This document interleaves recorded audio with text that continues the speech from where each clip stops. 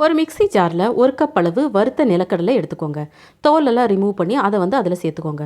கூடவே 3/4 கப் அளவு வெல்லத்தை சேர்த்துக்கோங்க.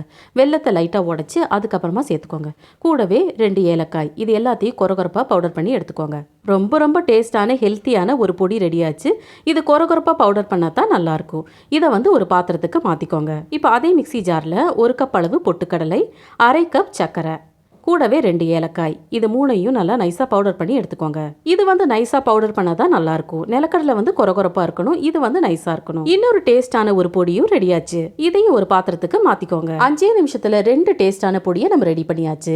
இப்போ இந்த 2 பொடிகள்லையும் நம்ம தேவைப்பட்டா நெய் சேர்த்து நீங்கள் உருண்டையாக பிடிச்சி வச்சுக்கோங்க. நான் வந்து நெய் சேர்த்து உருண்டை பிடிக்க போகிறதில்ல.